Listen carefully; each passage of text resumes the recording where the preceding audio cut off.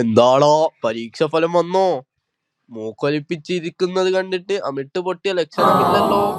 അപ്പച്ചാ, result വന്നു. കെമിസ്ട്രിക്ക് മാത്രം തോറ്റു. എനിക്ക് ഇപ്പൊ ചത്താൽ മതിയെന്നുണ്ട്. അയ്യോ, അത്രയ്ക്ക് വലിയ സങ്കടമാണോ? എങ്കിൽ വാ, നമുക്കൊരുമിച്ച് പോയി ചാടാം. എന്ത്?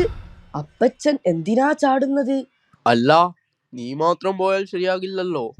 നിന്റെ റിസൾട്ട് അറിഞ്ഞാൽ നിന്റെ അമ്മ എന്നെ തല്ലിക്കൊല്ലും. അതിലും നല്ലത് പുഴയിൽ ചാടുന്നതാ. അത് പിന്നെ സാരമില്ല അപ്പച്ചാ, നമുക്ക് അടുത്ത തവണ നോക്കാം. അതല്ലടാ, നീ ഇപ്പോ ചാവണം എന്ന് പറഞ്ഞ സ്ഥിതിക്ക് നമുക്ക് ആ വഴി നോക്കാം. പക്ഷെ ഒരു പ്രശ്നമുണ്ട്. എന്ത് പ്രശ്നം?